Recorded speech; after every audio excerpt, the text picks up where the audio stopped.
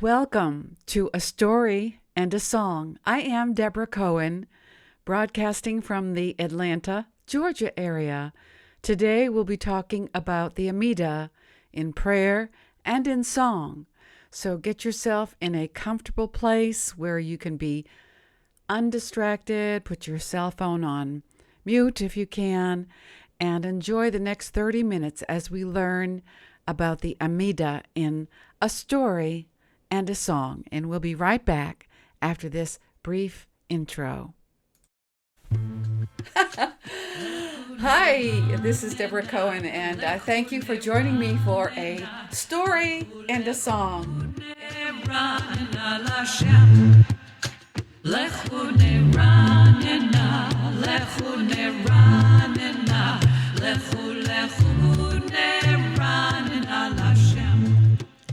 And again, this is Debra Cohen. Thank you for being here, whether you are here live or in the archives. And if you are live, there is a chat box open on twitch.tv/Debra Cohen Music.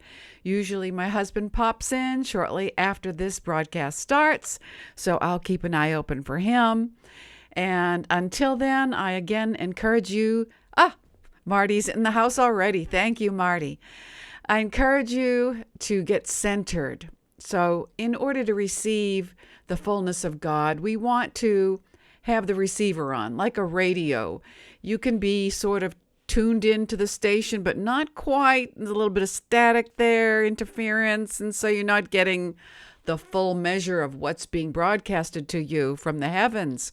So let us focus, put our receiver on 100% here, physically, spiritually, soulfully. Take a breath in and exhale twice as long. Let go of all of that stress, distraction, and do this a few more times with your belly breathing, we call it. Feel the air going into every part of your body, the breath of God. Nishmat kol chai.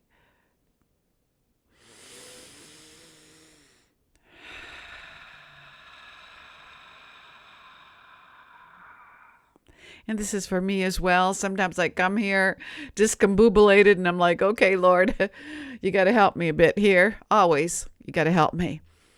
So we're talking this week about the Amidah, and I wanted to share a little excerpt on the Amidah. So turn up your ears and let's just listen. And Marty, if you want to interject and put any comments in the chat, just to explain or whatever you're prompted by the Spirit, please do. What are the three most frequent and arguably the most powerful words outside of the words of Torah that we say every single day of our lives? Many of us will recite these words, Bezrat Hashem, close to or over 3 million times over the course of our lives. Bezrat Hashem. In last week's segment, I presented part of Harav Shimon Schwab's beautiful writing about Adon Olam and encourage you to look for it in the YouTube archives if you're interested. Just look for Debra Cohen Music on YouTube. So contained therein was the following. Someone once asked me how one davens with kavanah, which is intention, for one simply cannot concentrate for so long. I advised him to simply start by saying, Baruch atah Hashem. So repeat after me. Baruch atah Hashem. And to concentrate on the meaning of these words. He should continue with this thought every time these words occur. If a person practices this often enough, his kavanah will eventually flow over to the rest of the tefillot. And if you're not sure of the vocabulary watching live, check in the chat, and Marty's doing a fantastic job of telling us what these Hebrew words mean, if you don't already know. What should we think about when reciting these words? And how can we make them so powerful that each time we recite them, we will be strengthening our emunah, bitachon, and love and fear of Hashem? Again, Marty, that's emunah, truth, and bitachon. Or is emunah faith and bitachon is truth? Marty will tell us in the chat. While there are many meanings for the word Baruch and the Shem Hashem, we will present an approach that will elicit the strongest feeling of awareness and connection with Hashem. For most people, including myself, if we start thinking about too many multiple meanings, it becomes an intellectual exercise that detracts from keeping the focus on praising and thanking Hashem and strengthening our emunah is truth. Thank you, Marty. Our bitachon and our awareness and love of Hashem.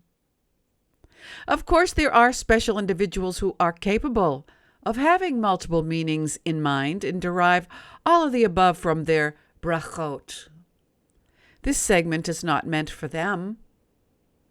Our suggestion for consideration and modification by each individual to tailor to his or her own personal specification is: You is master of all creation, and my personal master are the continuous source of all blessing in my life.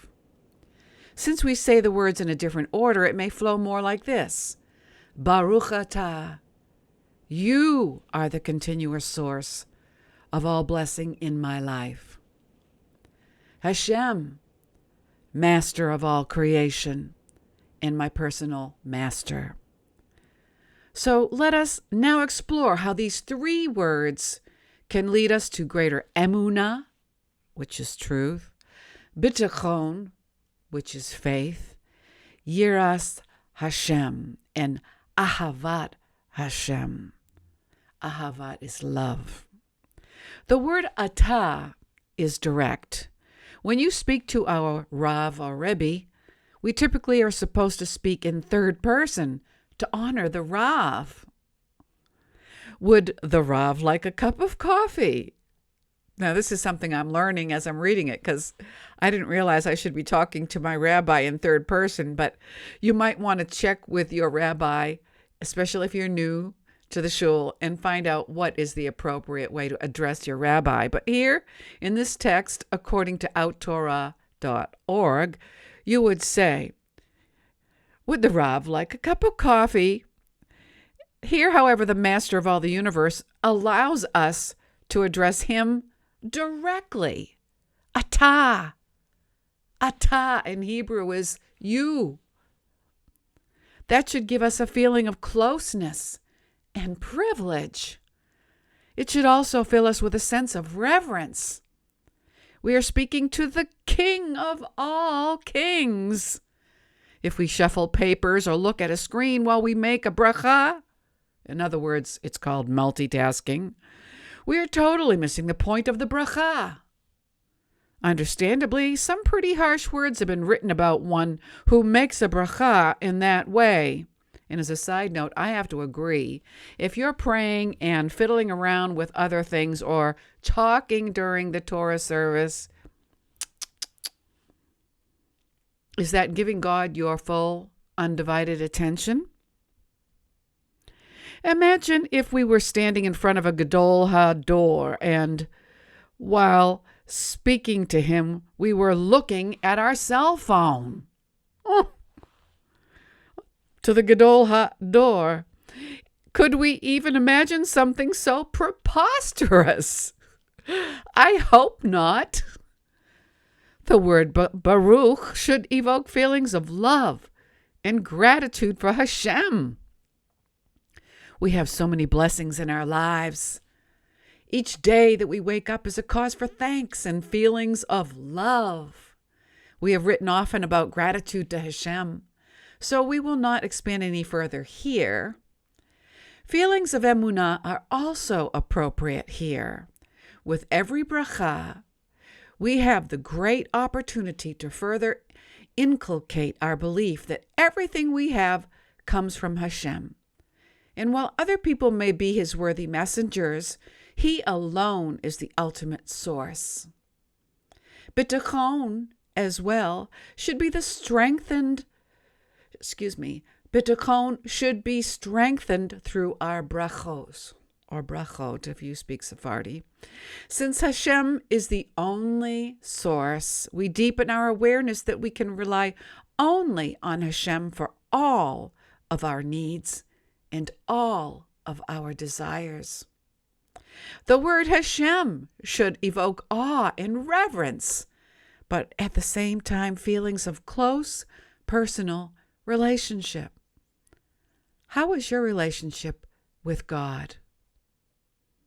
He is the master of all, but at the same time, as Rav Schwab so beautifully wrote in last week's segment about Adon Olam, we have a personal relationship with the Almighty.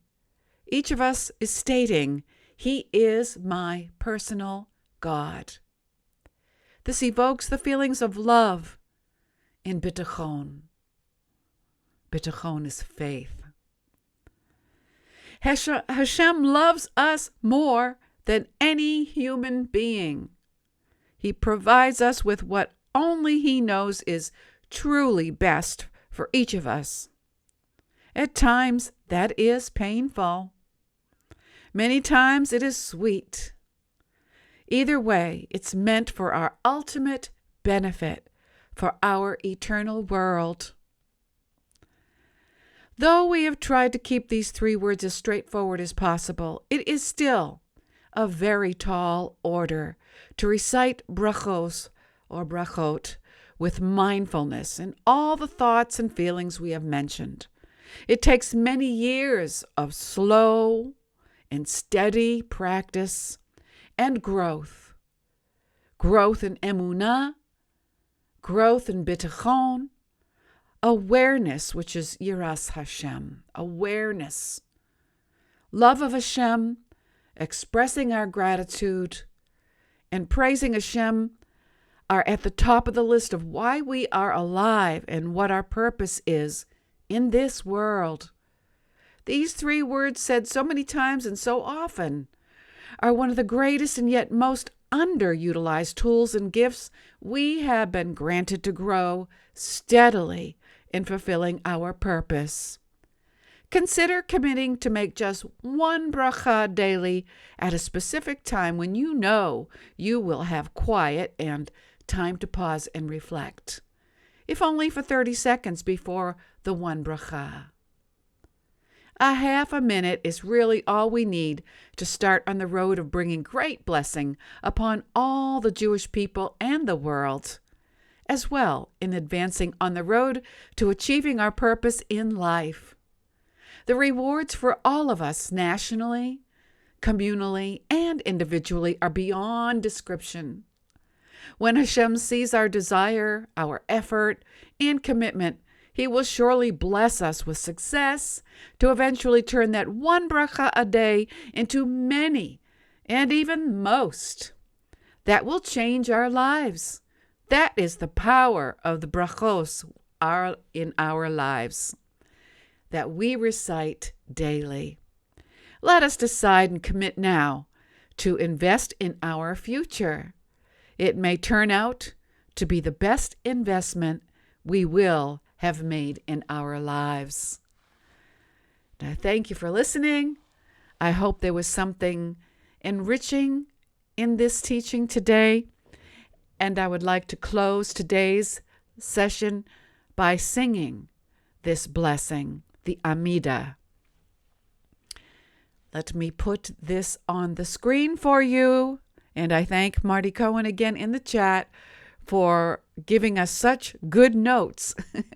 So those that are new to the Hebrew language can get the fullness of what it is that we're saying in Hebrew. Adonai,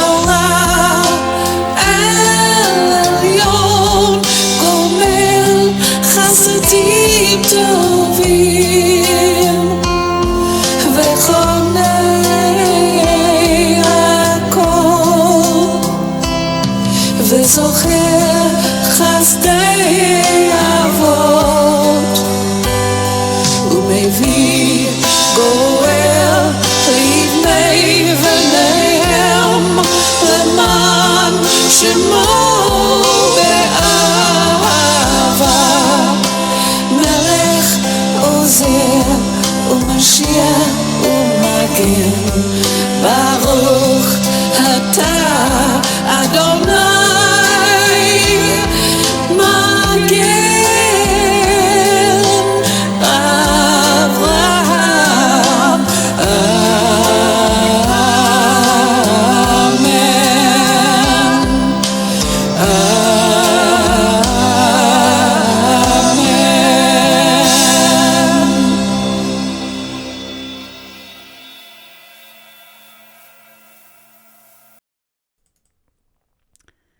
So thank you very much for listening. May you be blessed in hearing of the word. I encourage you to practice 30 seconds a day. Choose your favorite blessing. Speak it aloud because your body listens to everything that you say, not just reading it to yourself, but speaking the blessing out loud is very important.